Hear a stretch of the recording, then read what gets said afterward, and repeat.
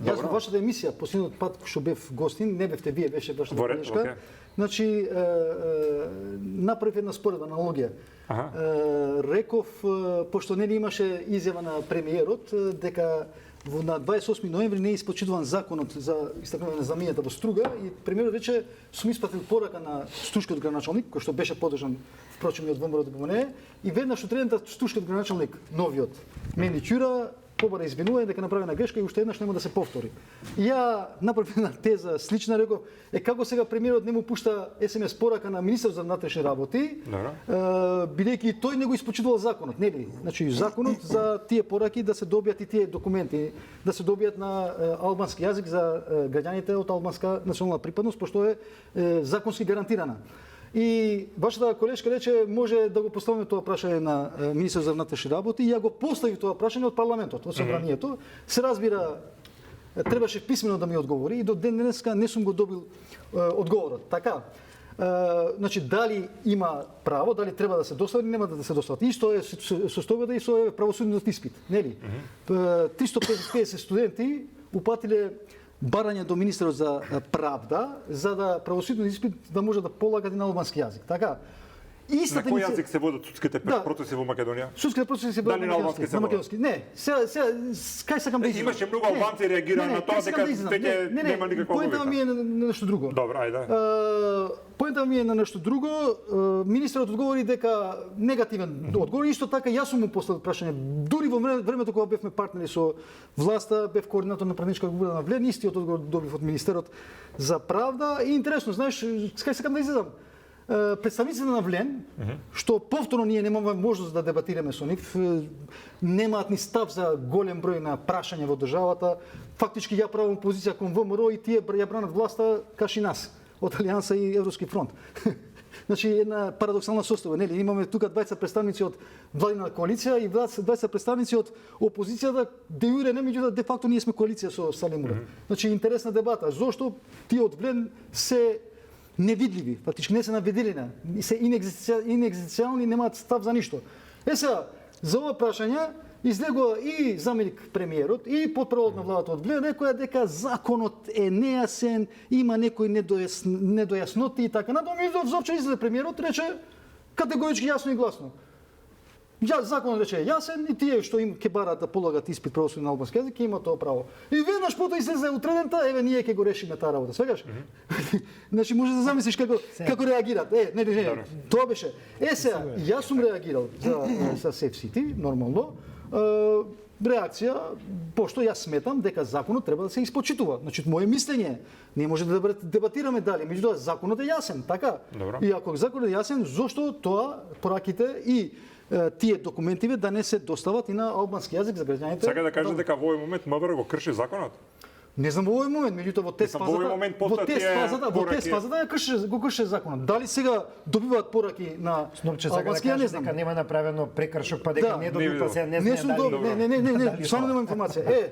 А за ова 3 града, добро, за 3 града не знам сега, тоа фактички имаше и такви реакции.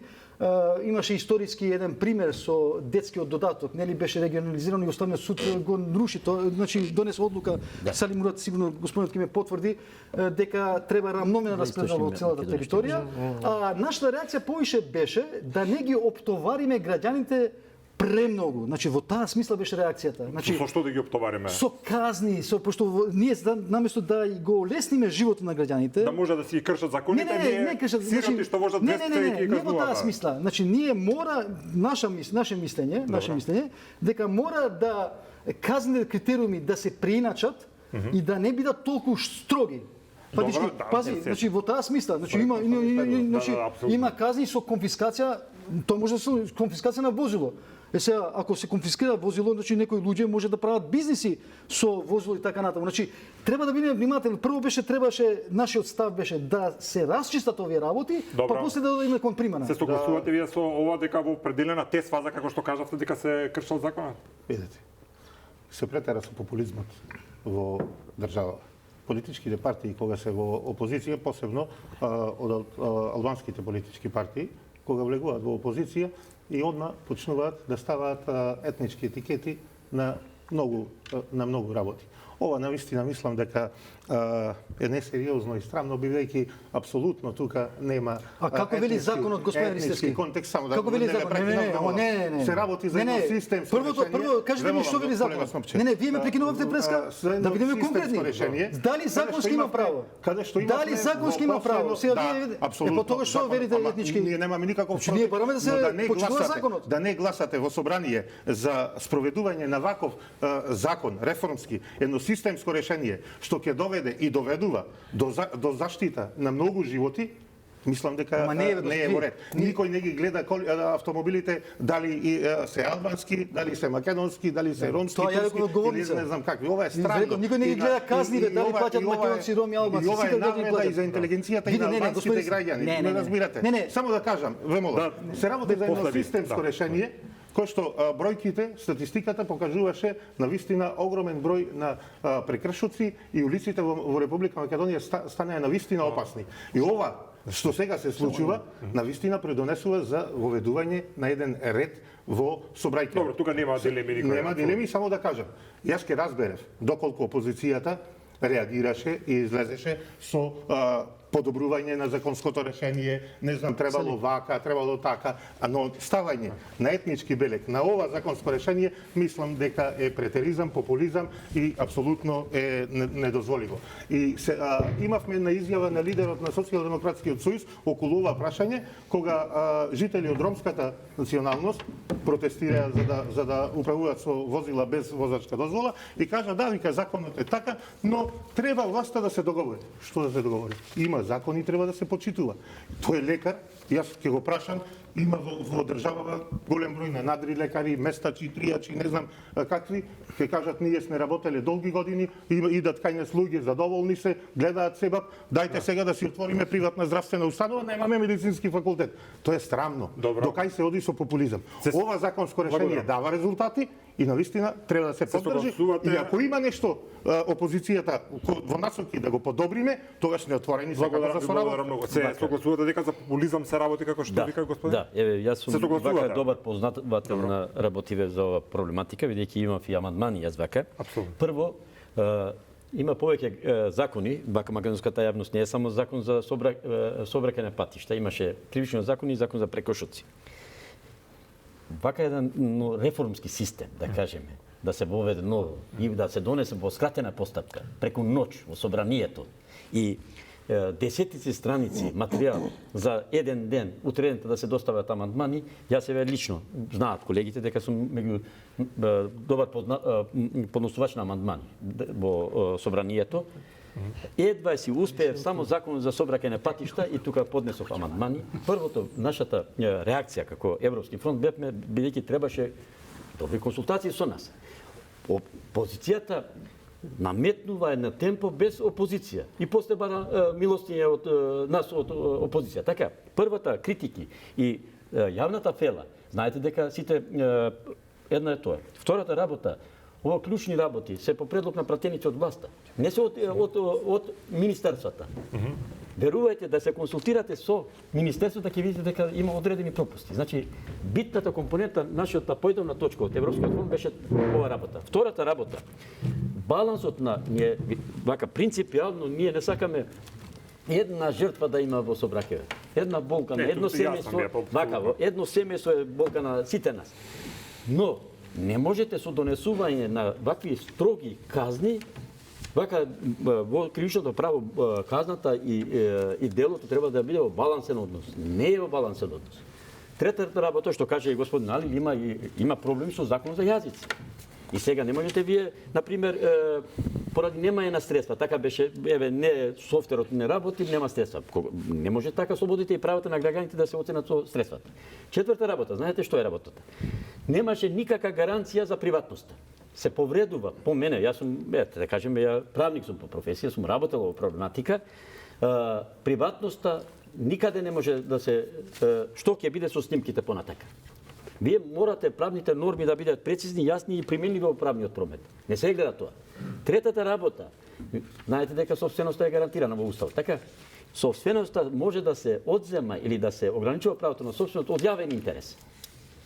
Еве, имавме ние епидемија, имавме работи кога сега Замислите, за една казна може да се изврши конфискација, да кажеме, поради брзината, едно балансен, ребалансен однос, да кажеме, делото е прекорачување на брзината, а се одзема возило, да кажеме, имаат некој легално стекнато едно Ферари, да кажеме, од 500.000 евра и ќе се врши конфискација. Ме сваќате, не можете, никаде во Европа нема вакви пристапи. И другите X работи, јас, например, со брзината прекручувам, и овие други работи. Значи, имаме ние проблеми, суштински проблеми. Ќе видите дека Уставниот суд ќе проблематизира ова работа. Втората работа има аналогија за ова работа, се применува во 3 града. Законите мора да бидат целосно применети во нашата држава. Ме сваќате, сега во законот пишува дека овдека ќе се применува, тоа е треба да се примени. Само да прецизирам, се применува и на коридорот 8 и на коридорот 10. Сега, например, со тоа што се ствара? Нееднаквост на граѓаните во правниот промет. Во своите права и слободи не се еднакви граѓаните. Да кажеме, случајно сум јас меѓу дел гости варитетово живеење. Ама ако одиме по таа аналогија, господине Мурати, сега да речеме во Скопје се наплаќа паркинг, на во некој друго помало градче не се наплаќа. Не, ова не е исто работа. Можна е логиката дека на места каде што има најголем број на сообраќајни несреќи, каде што има најголема концентрација на возила, најголем сообраќај, таму првен да почне да се. А паркингот, тоа е све се применува низ цела територија на нашата држава, Република Македонија. Не е дека се не ограничува, а башка е дека локалните власти дали пресметуваат тие приходи или не применуваат, тоа е башка работа. Ама тука не може да се применува. Тука е проблем. Ми се чини дека имаше простор со вклучување на јавната дебата, знаете со која брзина е донесена. И после што баравте, ние бевме критикувани, да кажеме од Европскиот фронт, за прекошаци закони. Зашто закон за патниот сообраќај во една интензивна брзина се донесе. Така?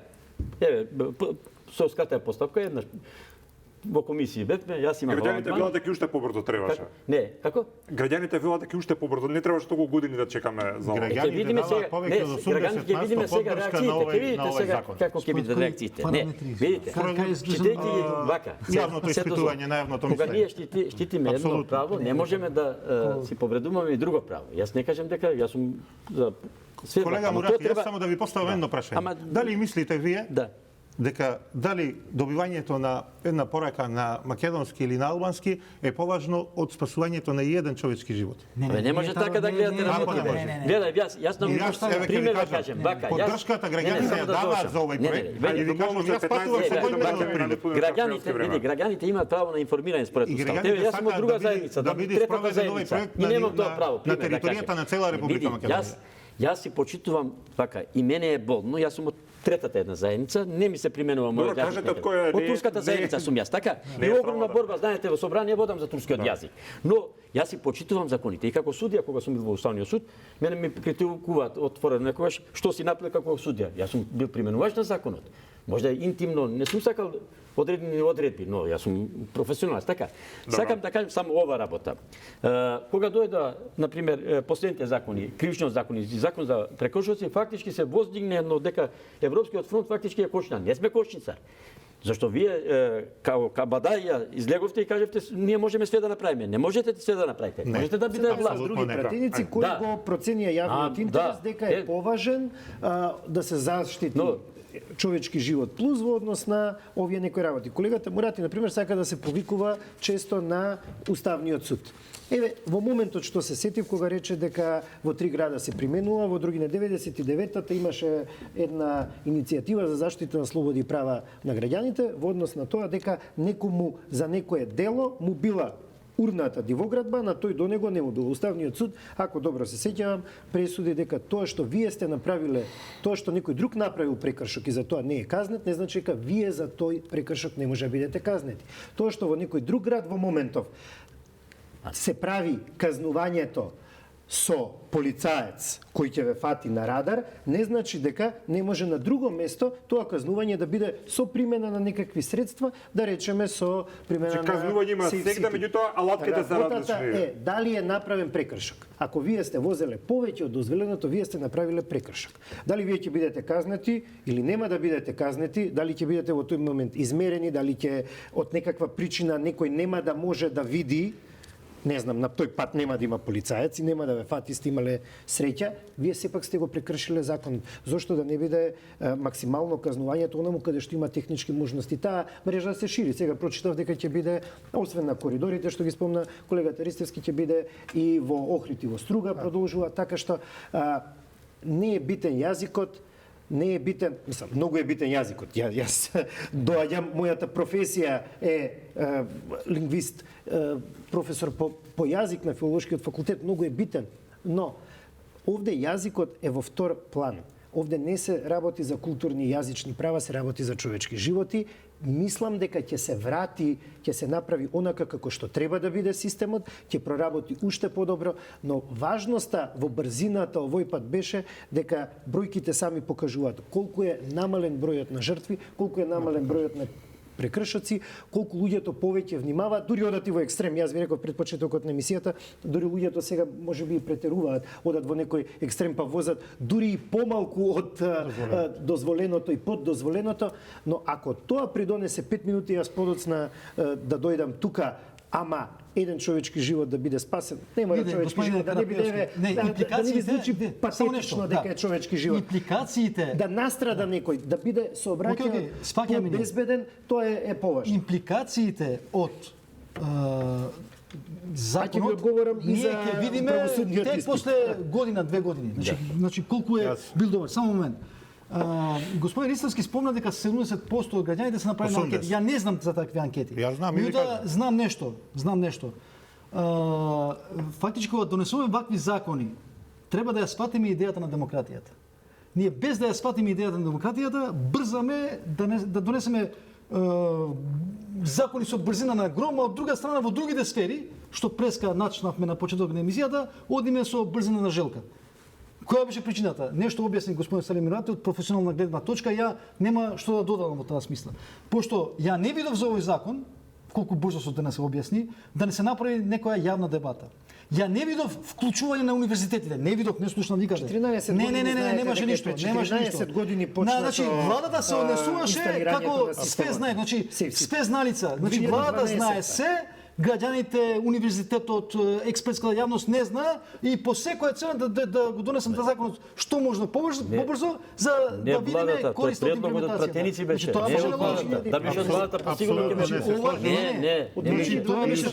Ова е уште една манипулација. Зошто манипулација? Од двајцата колеги сега ќе ви кажам што манипулација, бидејќи подолго време, како што кажа колегата Карапеовски, ова е закон кој се од преска зборуваш манипулација, значи ние сме дошли на емисија да манипулираме. Па не знам, очигледно. Ма што зборуваш да ти закон не респектираш? Види, ти си против респектирање на законот, само да се манипулација. Не може да се доискажам зошто така мислам. Кажеш манипулации. Јас сум гост на емисија, не сум прв пат гостин. Од 2012 значи ти кажеш манипулирам. Што манипулирам ја? Сега ќе изнесам. Манипулирам со барање да се почитува законот. Сега ќе ви кажам. Значи да се почитува законот, тоа е манипулација. Сега ќе ти кажам. Па нема да кажеш, пази што зборуваш. Овој проект. Овој почнува да се инсталира тие камери од 2012 година, не од сега. Ова во 3 града е правено за време на владата на Социјалдемократскиот сојуз и ДУИ. И оно што го кажувате двајцата дека е на брзина не е. Имаше тест период и имаше свикано лидерска средба каде што едно од прашањата беше отворено и Safe City. Каде што заедно сите лидери може дискутираа и сите даваат поддршка на овој закон. Бидејќи овој закон дава апсолутно резултати. Уште не кажувам. Ако може да се подобри, отворени сме сите за подобрување. Лицемерно е на лидерска средба. Вашиот лидер да се договори, не, зборувам за колегата Салим Мирати, зборувам за лидерот на ДУИ, да даде збор дека ќе го поддржи овој закон во собрание. И после тоа без никакво образложение. Имаме образложение, како немаме образложение. Вака сега. Европскиот фронт да не го гласува зошто бегате од одговорноста? Сега кажувате дека 12 години. Јас не сум бил запознат како пратеник прв пат по вашите предлози. Зошто не кажувате на македонската јавност, зошто не дозволивте тоа да оди по редовна постапка, како сте биле толку, да кажеме, за владењето на правото? Фактички по предлог на пратеници доаѓа. По скратена постапка, по ниту еден основ, согласно со членот 175 од деловникот, не може овие работи да биде по скратена постапка. Знаете, формални работи, ова е неформална, многу суштинска работа менувате во материјалното право. Во казнената право менувате целата казнена политика. Ако спомнавте привременото одземање на возила, дали претходно постоеше тоа? Не, ово се не критикувам за привремено. Тоа конфискација се врши. Зборете да, конфискација се врши. Ама нели судот потоа одлучува што ќе се прави? Ако привремено се одземе возилото, тоа е нешто што траело. Ама има и услови кога се врши конфискација на имотот. Дали тоа е во тоа некој како што знамо некој тендер радикални. Ама не можеш ти да повредуваш. Да, ама тоа така. И сега вака во што е работена. Се ограничува правото на сопственост. Ме сваќате, тука е проблемот. Дали се ограничува? Научната фера не се изјасни за оваа работа. Знаете што ме интересира, се извинувам, ќе прашам. Се ограничува сопственоста, меѓутоа за која категорија на граѓани се ограничува ова што го зборувате? За сите категории. Не, претпоставам дека ова важи за некој што ќе направи тешки дела во сообраќајот со смртни последици и така натаму и така натаму. Не, и тука и брзина, ако се прекорачи брзината, вака не за сакам да кажам зошто се ставаме сега да браниме нешто безобзирно место на саат. Пример да кажем вози место на саат. Не, суштината ја не кажам само да има тешки последици во сообраќајот. И плюс има толеранција. Да. Ама вака ако има само за брзината да кажем, тука ако ми служи сеќавањето, да кажеме што рече и колегата, вака околу 200 на часот и факти 200 сати мислам ако вози 200 км на час. 200 км на час, тогаш фактички се одзема имотот. Дали е во балансен однос казната со делото? Што е ефектот на казнувањето? Ме сваќате, треба да видиме ние. Ако некој возел со 200 км на час, ја мислам апсолутно не е психички подготвен да управува со моторно возило и не треба да бидејќи општо опасно. Добро ја сега. Ја мислам како општество треба да имаме систем да се браниме од таквите луѓе. Делото треба да биде во балансен однос со казната. Ме сваќате во што е работено. Тука е проблем. Ама ние се ставаме во баланс на животот. Верувајте дека ние како пратеници, кажемо од опозиција, ниту сме имале време, ниту сме имале простор, ниту некој се консултирал со нас за овие суштинска работа.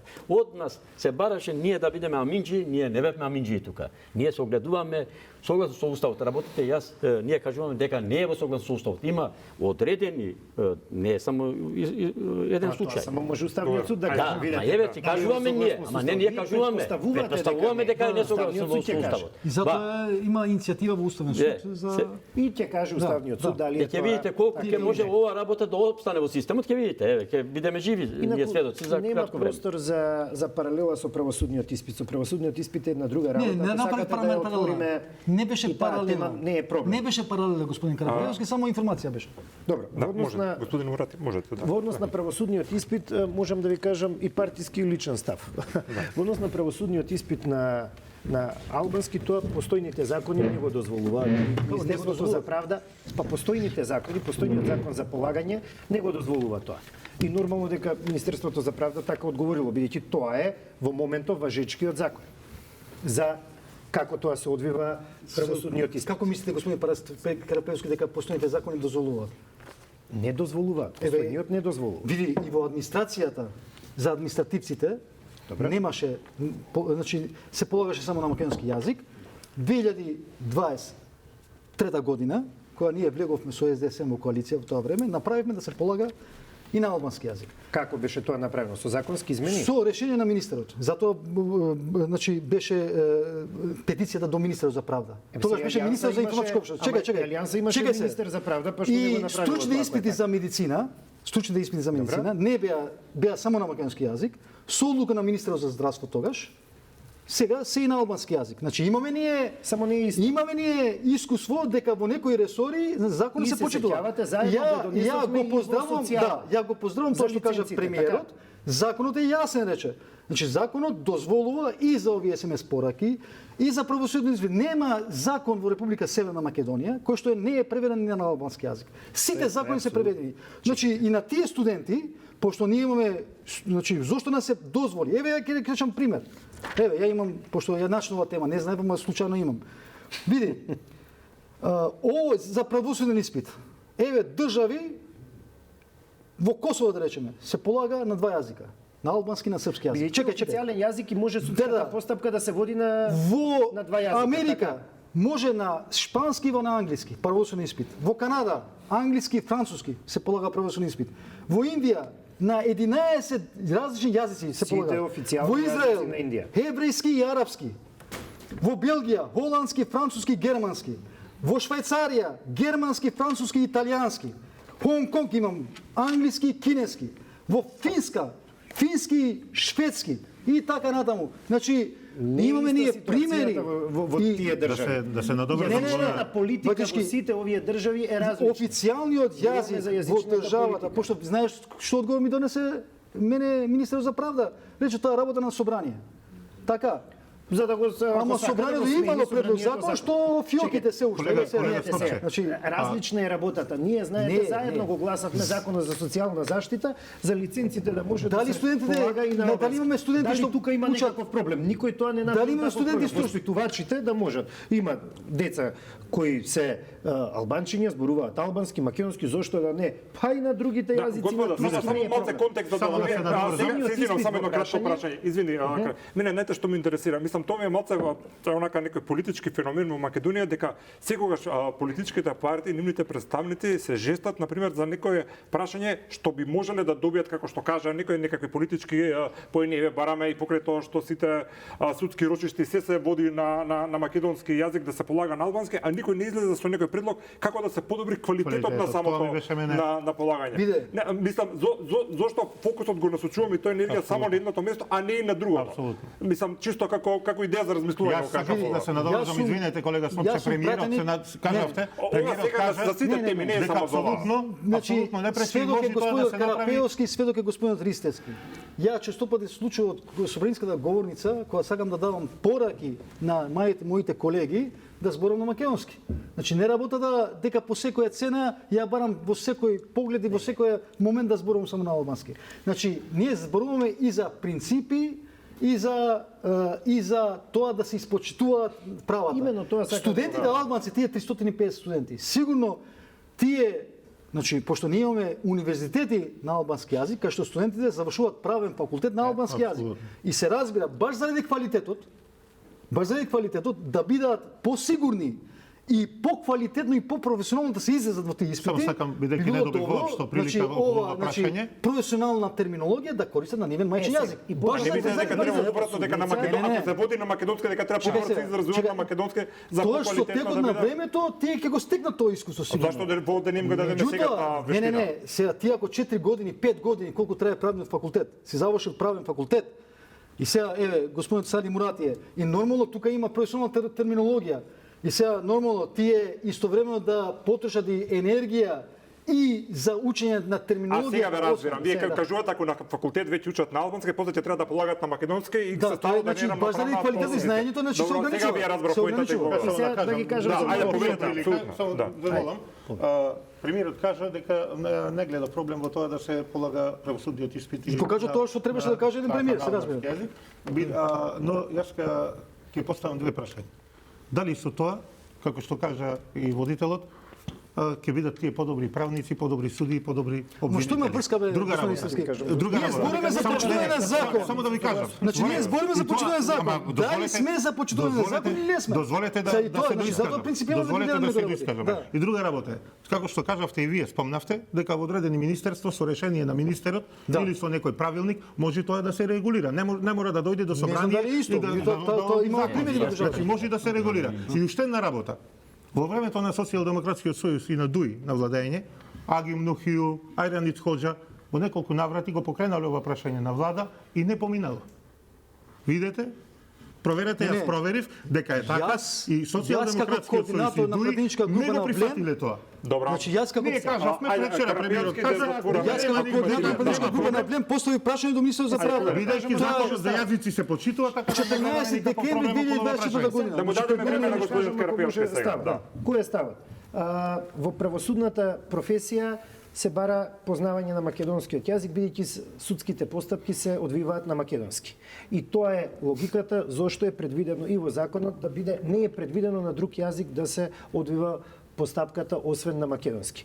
Тоа е на некој начин врзано и со амандманот 5 на Уставот, веројатно каде што треба вие да обезбедите некаква јазична унитарност, бидејќи Венецијанската комисија за законот за јазиците, ова е сега мој личен став, не е партиски, Венецијанската баш кај законот за јазиците, делот со правосудството го истакна дека со правење на повеќе јазични судски процеси, вклучително тука ќе дојде и правосудниот испит во прашање, ние неколку други права ќе им прекршиме на луѓето. Например, правото на судење во разумен рок, тоа ќе се развлече. Правото на ефикасно судење, кое на овој начин ќе се развлече и во крајна линија последицата на полагањето на правосудниот испит и на друг јазик ќе доведе до тоа да биде и судската постапка потоа и на други јазици, не зборуваме кога обвинетиот е тој и на арапски да дојде, може и ќе може да се одоблекува постапка. Вие сте јазичар, господин Превоз. Секој јазик е богатство. Вие тука не оспорувам. Вие сте јазичар. Убаво би било. Вие сте јазичар. Само едно прашање просто. Овде не е работа на културни и јазични права. Види се, што е проблемот? Вие сте јазичар. И сега за судските постапки не зборуваме, тоа е друга работа. За судските постапки. Нормално, со текот на времето, со искуството, со професионализацијата, ќе се усовршат тие луѓе. Меѓутоа, еден човек, една личност, на кој јазик најдобро се изразува? Мајчиниот се разбира. На кој јазик размислува? За да добие сертификат, ако тој студирал на албански јазик, зошто и тој правосуден испит да не му е на мајчин јазик, да го добие сертификатот со текот на времето, ќе има можност да се усоврши и да добие искуство. Значи, вие сте јазичар. Судница, ако влезете, не знам, во судница во Германија, имаш преводувач. Джабе сте го полагале правосудниот испит на македонски. Тоа имаш преводувач. Моменталното законско, важечкото законско решение е тоа. Дали некој друго законско решение треба да се донесе, јас не сум сигурен дека треба во однос на ефикасноста на судските процеси, но господин Сали Мурат сигурно законски подобро ќе образложи. Може и така. Сега согласно со нашиот устав, член 7 и закон за јазици, се чини ова работа е апсорбирана. Бидејќи можеме практично да кажем дека јас сум бил пред да бидам пратеник, сум бил во комисија за правосуден испит по уставно право и за човекови права и сум на лице место сум видел со тешкотиите за изразување, на пример на граѓаните од албанската заедница при полагање на правосуден испит. Сум бил член сум бил во претhodниот состав на комисијата. Ние како Европски фронт имаме 3 закони. 4 закони сме сега во процедура. Еве ќе кажем зашто се работи. Зашто посебни закони има закон за полагање на правосуден испит и без измена во законската регулатива не може да се применува, бидејќи тука предвидуваме ние во која фаза, колку време ќе треба. Се согласуваме дека по постојното може само на македонски, така? Не, во постојното така е, така. Значи по важечкиот може само на македонски. Сега моментално така е. Сега ние имаме измени и дополнување закон за полагање на правосуден испит и предвидуваме измени и дополнување согласно со европски стандарди за ова работа. Европски стандарди во однос на потребата на јазиците или европски стандарди во квалитетот на испитот и да добиваме генерално поквалитетни правници? Да добиваме и со тоа што каже и господин Али, ние добиваме по квалитетни. Како ќе влезат ти утре во судница кога на македонски? Полека да кажем. Зошто проблемот е дека тие студирале, еве јас сум студирал све да кажем на српски јазик во Белград, правен факултет сум завршил. И сум имал чест да студирам таму. Тие учеле основно образование, гимназија и факултет на албански јазик. Правната терминологија не дека не сакаат тие македонски, да не бидеме зашто ние плаќаме курсови на наши деца да подобро да сваќаат македонскиот јазик. Не е проблем. Ме сваќате? Колку јазици човекот знае, толку е погачов. Добро, се ние за две различни практични аспекти. Вие зборувате за практичниот аспект на полагањето на испитот, а ја викам тој не може да полага зашто видите, како тогаш ќе влезе во судница. Вака, полагањето на правосуден испит е уште една студирање во нашата држава. Има огромна материја, со години луѓето учат правосуден испит. Сега ние имаме, еве ќе видите едно брилјантен текст за измени и дополнување закон за правосуден. Си го пофалите сопствениот текст. Не е мој текст, не е само мој, не. Не е само мој текст, не. Добро. Вашата коалиција. Нашата коалиција. Ќе видите дека сме многу вака начелно применува, имате тука и судска пракса од Европскиот суд за човекови права, имаме покритие за нашите работи, имаме и закон за нотаријат и закон за... Знаете дека Венецијанска баш во тој дел за проширувањето во судските имаше забелешка дека ова не е за судските, ова е башка. Јас сваќам за судење во разумниот рок. Сваќам све тие работи. И колку ќе чини постапката кога така ќе биде... Уште минута ве молам. Имаме и закон за извршители и сме поднеле уште една ремек дело во нашата држава. Вака, Македонија... Беше брилјантно ремек дело. Да, ремек дело. Еве сега вака. Да, наша држава кажам, не кажувам вака. Види, ние сме пример во Балканот за мултијазичноста. И ние од заедниците се гордееме за таа работа. Но можеме тие се ултимни права да се развијат тие права. Знаете што е 4-тиот закон? измена дополнување во Закон за патниот сообраќај, кај бараме полагање на возачки испити на други јазици на помалобројните заедници. Да. Зошто? Тоа има логика. Па еве, јас имам и тоа, почнувајќи од турски, српски, влашки и други јазици. Зошто? Само ја обтоварувате постапката што добива тој во користењето. Имаме уште 10 минути, имаме уште теми за разговарање да не ја заглавиме. Пример, ние, еве, од турската заедница, ние имаме основно образование од бивша Југославија или од 500 години во оваа држава се школуваме на свој јазик. Добре.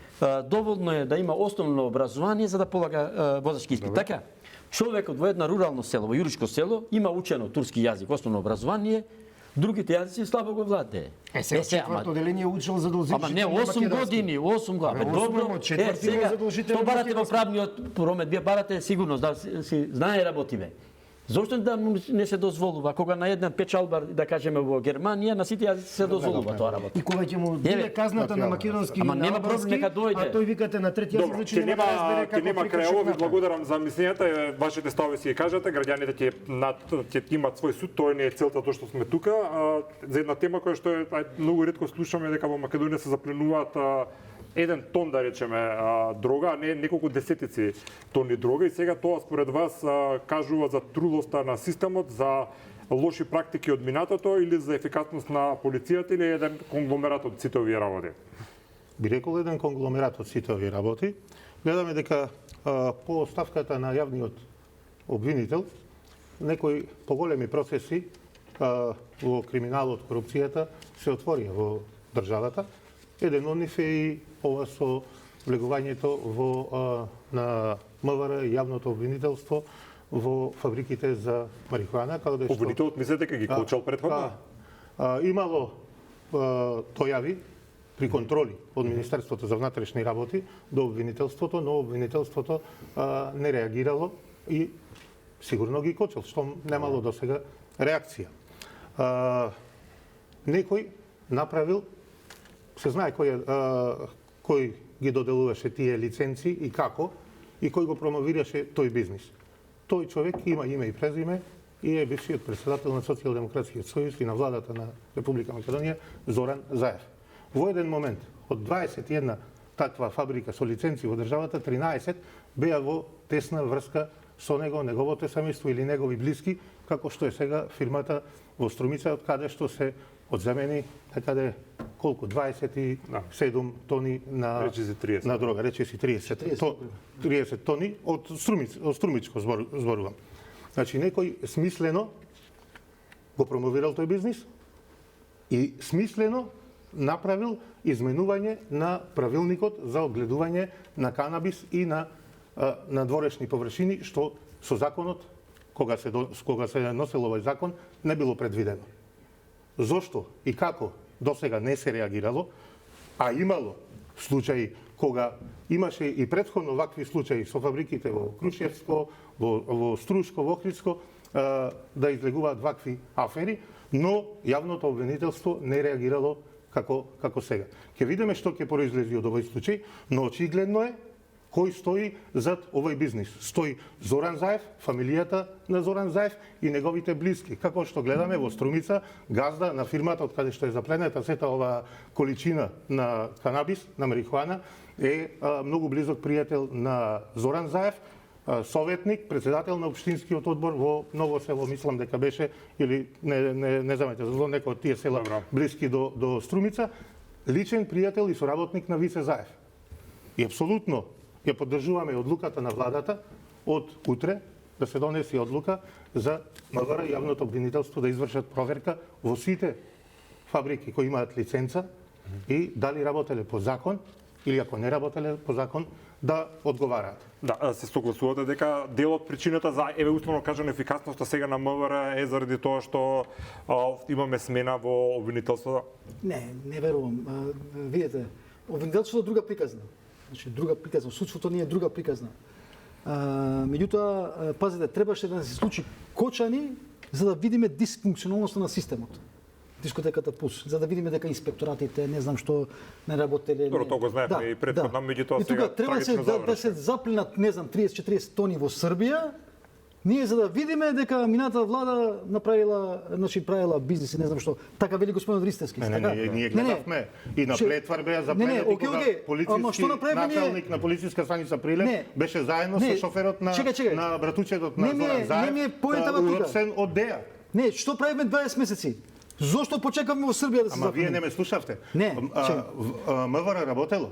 Доставувало информации до јавното обвинителство, од јавното обвинителство до сега. Немало никаква реакција. Ама не е тоа е институционален грабеж. Како дозволили излез на камионите, зошто му? А не знаеме дали има излез или не. Истрагата ти. Значи ние стварно во нашата држава на вистина законско е дозволено за Немојте да инсинуирате, почекајте да заврши истрагата, па ќе видиме.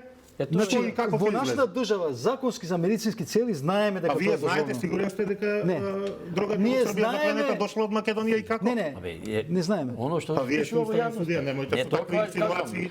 Затоа да почекаме истрагата, кажа и премиерот, да видиме што ќе излезе. Ама вие говорите обвинувате веќе. Не како обвинител се однесувате. Јас кажувам информации што произлегуваат од МВР, дека биле доставени информации до јавното обвинителство. Од јавното обвинителство до сега немало реакција. По оставката на јавниот обвинител Коцевски дојде.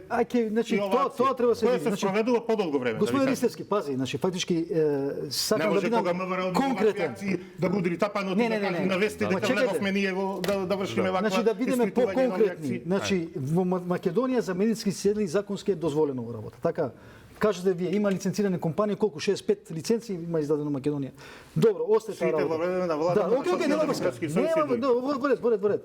Сега кога се запленува 40 тона, 27 нека се. После имаш информација 40 тона. Тоа е огромна количина. Така е. Значи, бидејќи е огромна количина, очигледно има нелегално производство. Така. Бидејќи има нелегално производство, очигледно дека државата нема информации. Така. Имаме. Правилникот бил сменет. Ама чекај бе сега, требаше да запли Србија да имаме информации. Не, ама ова е акција комплексна, каде што се вклучени повеќе држави, вклучена е американската ДЕА, затоа велам полека да видиме како ќе заврши истрагата. Не, кај ми е грижата мене. Ама јас кажам, грижата ми е дека тука има институционален грабеж. Кога велам институционален грабеж, една инстанца, грабеж од една инстанца, повлекува имплицира грабеж на друга инстанца. Значи, криминалот го покрива криминалот. Не може да замижат сите инстанции. Свегаш, пошто немало дозвола, значи прекумерно производство, пошто се контролира законски, се контролира, има видео надзор. Законски се контролира и маслото што е седено од билките, така. Законски има магазини, законски има се. Во право сте. Но во 2023 година бил сменет законот. Правилникот бил сменет, не законот, правилникот.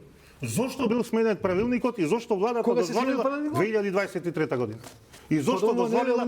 Зошто дозволила владата? Ама како остај сега се сменил? Јас зборувам за овие 20 месеци на оваа власт. Видете колега Смоци. Затоа реков се случи Кочани, па излезе на виделен работи. Се случи ова, излезуваат на Ама убаво ми кажи. Ова е институционален грабеж. Противно на закон. Криминалот го покрива криминалот. Криминалот на една инстанца, тоа е верижни садови. Значи сите се поврзани, сваќаш? Не е тука само обвинителството.